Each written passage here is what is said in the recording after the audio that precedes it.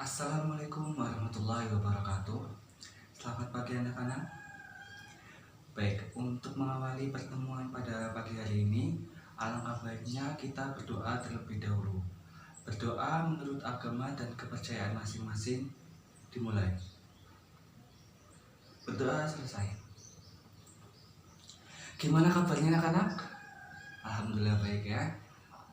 Di sini hadir semua. Alhamdulillah hadir. Semoga di sini semua dalam keadaan sehat walafiat. Allahumma amin. Baik, di sini Pak Guru mau bertanya. Nanti yang jawab langsung angkat tangan ya. Oke. Pak Guru di sini membawa 2 buah baut. Nah, untuk mengetahui ukuran 2 baut ini, kita harus apain? Yang bisa angkat tangan? Ya, Damar, benar sekali. Dengan cara diukur. Nah, pertanyaannya, untuk mengukur baut ini, kita menggunakan alat apa?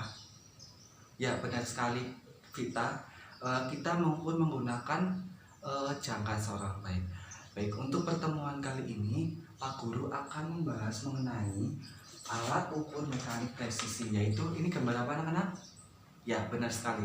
Ini merupakan gambar jangka sorong. Nah, nanti diharapkan kalian semua dapat mengetahui apa itu jangka sorong, bagaimana cara membaca hasil menggunakan alat ukur jangka sorong itu. Udah siap semua? Baik, kita langsung mulai aja ke materi.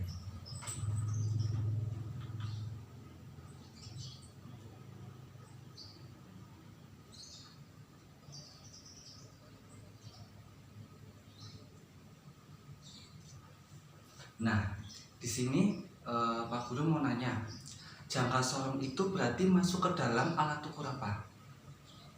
Ya, benar sekali. Jangka sorong merupakan alat ukur mekanik presisi. Nah, alat ukur mekanik presisi itu apa? Alat ukur mekanik presisi itu adalah alat ukur yang mampu mengukur dengan ukuran terkecil sesuai dengan penggunaannya. Nah, di mana alat ukur itu biasanya digunakan di ilmu teknik pemesinan karena memiliki tingkat ketelitian yang tinggi. Nah, untuk jangka sorong sendiri itu biasanya digunakan di bengkel-bengkel bubut gitu. Ada juga yang di bengkel-bengkel yang lain gitu.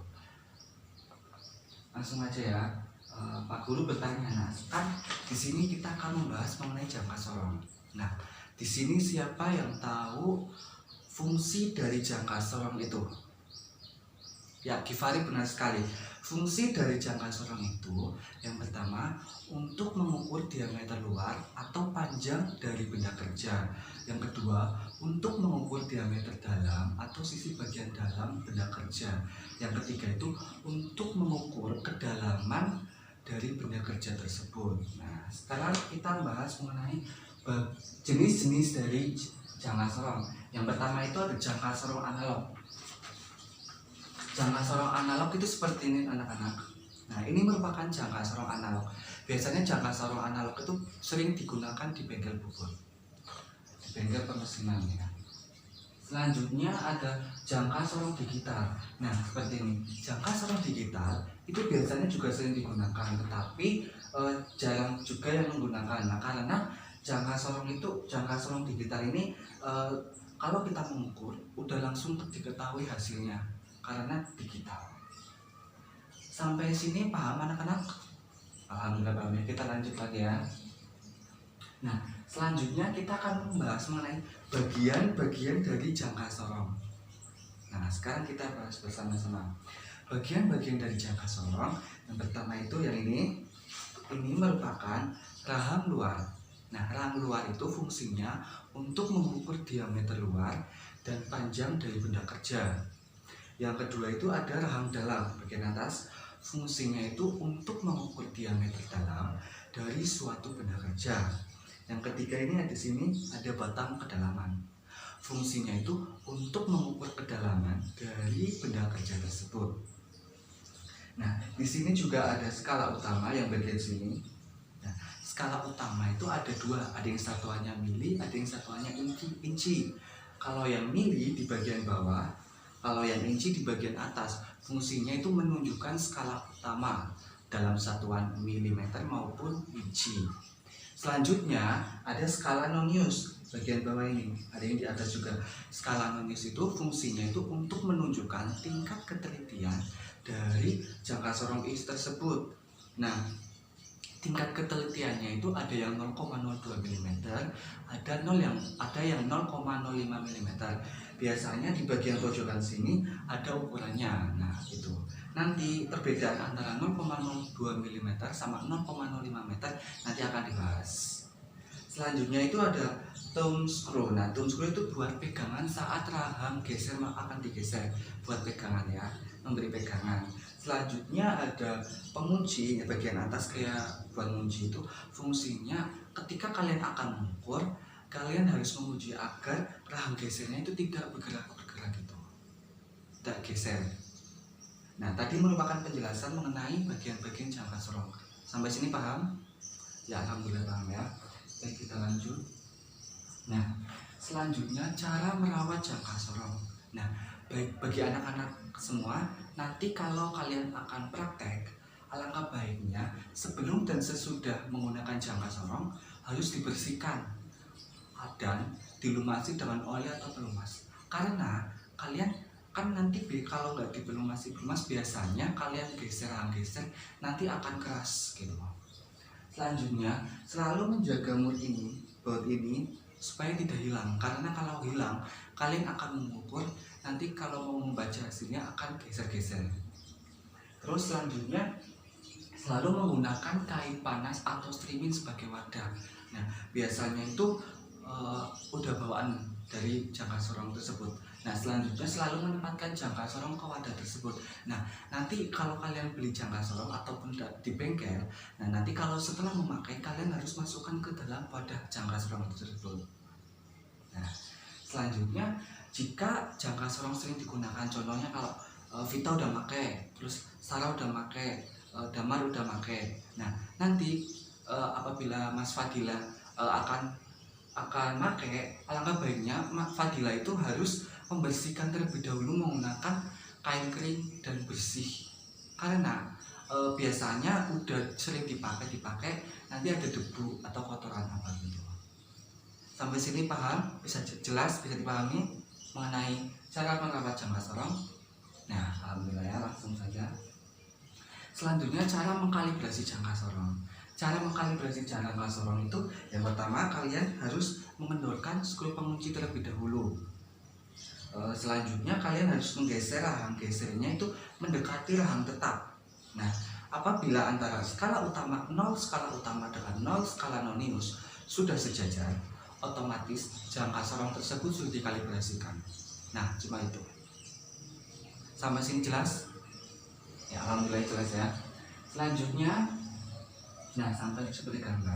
Selanjutnya cara mengukur jangka sorong. Nah, cara mengukur jangka sorong tadi kan fungsinya ada 3, mengukur diameter luar, mengukur diameter dalam, sama mengukur kedalaman.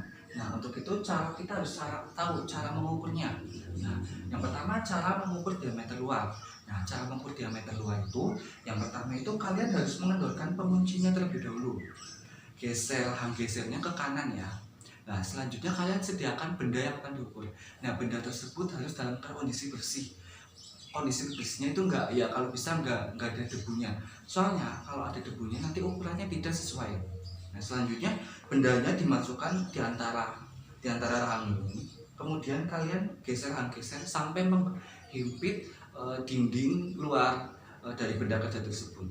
Kalau sudah, kalian harus mengunci pengunci ini, jangan lupa harus dikunci supaya tidak geser-geser.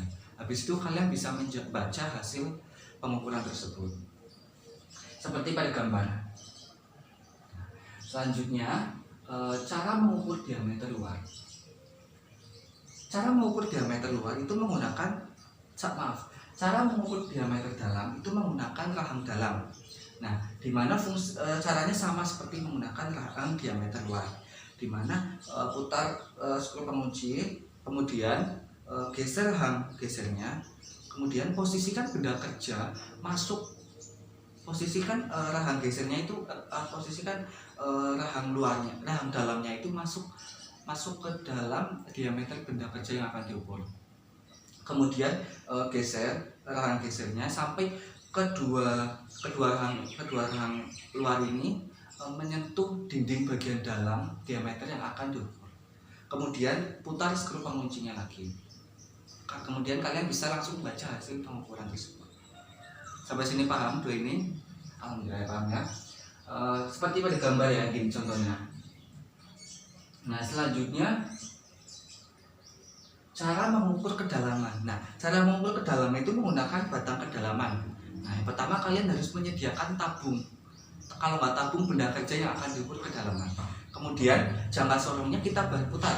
Nah setelah itu geser ke bawah sampai batang ini menyentuh permukaan dari tabung tersebut. Kemudian jangan lupa skru penguncinya kita kunci. Kalau sudah, kalian bisa langsung membaca hasil pengukuran tersebut. Sampai sini paham? Nah, paham ya? Seperti pada gambar. Selanjutnya, cara membaca hasil pengukuran menggunakan jangka sorong. Nah, jangka sorong ini memiliki ketelitian yang berbeda-beda. Nah, untuk itu Pak Guru akan menjelaskan mengenai cara membaca jangka sorong dengan tingkat ketelitian 0,02 dengan 0,05. Itu biasanya sering dilakukan di bengkel nantinya. Nah, nanti apabila kalian tidak mengetahui 0,05 itu yang mana, 0,02 itu yang mana, biasanya di pojok bagian sini tadi ada ukurannya. Nah, selanjutnya contoh masalah yang pertama ya, jangka sorong dengan tingkat ketelitian 0,05 itu memiliki 50 strip skala Nunis. Nah, kalian cek dulu di sini kalau nggak ada ukurannya, kalian cek stripnya itu ada berapa. Kalau 0,02 itu ada 50 strip. Nah, apabila ada 50 strip berarti itu tandanya 0,05. Nah, seperti itu. Selanjutnya cara membaca hasilnya. Contoh nolnya di bagian sini. Nah, hitungannya itu rumusnya skala utama ditambah strip dikali tingkat ketelitian. Nah, skala utamanya. Nah, nolnya kan di sini. Nah, 0 di sini, skala utama di sini yang dilewati ada berapa? Ada berapa? 10 kan? Berarti 10 ditambah strip di sini yang sama itu di garis berapa antara skala minus dengan skala utama? Yang sama antara skala minus dengan skala utama. Nah, kalau di soal itu ada 34. Contoh 34 strip. Nah, berarti 34 dikali 0,02. Hasilnya 10 tambah 0,68. Hasilnya 10,68. Satuannya milimeter karena kan menggunakan skala utama milimeter. Sampai sini paham? Alhamdulillah ya paham ya. Baik, selanjutnya kita lanjut ke tingkat ketelitian 0,05. Nah, untuk tingkat ketelitian 0,05 itu skala Nunisnya itu ada 20 strip. Di sini bagian sini ada 20 strip. Terus kalau enggak, di sini tuh ada tulisan 0,05. Nah, sampai sini paham? Itu bedanya itu untuk skala 0,05 itu ada 20 strip. Kalau untuk skala 0,0 ketelitian 0,02 itu ada 50 strip. Sampai sini paham? Nah, paham ya. Baik, sekarang kita langsung masuk ke contoh. Nah, ibaratnya nolnya masuk sini ya. Nah, sini strip yang sama. Nah, di sini sama kayak tadi. Skala utama itu yang skala utamanya itu nolnya itu udah melewati berapa garis di skala utama. Nah, kalau di sini tuh udah ada 4. Berarti tandanya di sini ada 4. Ada 4. Nah, stripnya kayak tadi yang sama antara skala Nunis dengan skala utama. Nah, strip yang sama itu di strip ke berapa? Nah, di sini yang sama itu ada di strip 8. Strip 8 ke 8. Nah, berarti kan otomatis 8 strip 8 dikali tingkat ketelitiannya berapa? 0,05. Jadinya 4 ditambah 0,4. Hasilnya 4,4. Nah, satuannya milimeter. Sampai sini paham anak-anak? Alhamdulillah ya paham ya. Nah, tadi merupakan penjelasan mengenai alat ukur mekanik presisi. Di sini ada yang ditanyakan tidak?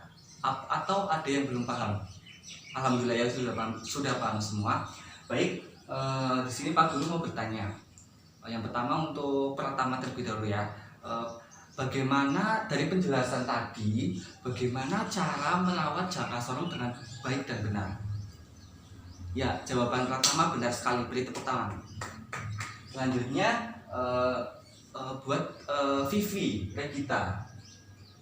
Bagaimana cara mengkalibrasi jangka serong? Ya, jawabannya benar sekali. Boleh tepuk tangan. Selanjutnya untuk Mbak Vita, bagaimana cara perbedaan antara jangka serong dengan tingkat ketelitian 0,02 dengan tingkat ketelitian 0,05? Ya, jawabannya benar sekali. Baik, berarti di sini anak-anak semua sudah pada paham ya. Baik, karena sudah paham dan pembelajaran kali ini juga sudah selesai. Baik, di sini Pak Guru akan mengakhiri pembelajaran pada pagi hari ini. Semoga pembelajaran tadi dapat bermanfaat bagi anak-anak semua. Untuk mengakhiri pembelajaran pada pagi hari ini, alangkah baiknya kita berdoa terlebih dahulu. Berdoa menurut agama dan kepercayaan masing-masing dimulai. Berdoa selesai. Terima kasih. Wassalamualaikum warahmatullahi wabarakatuh.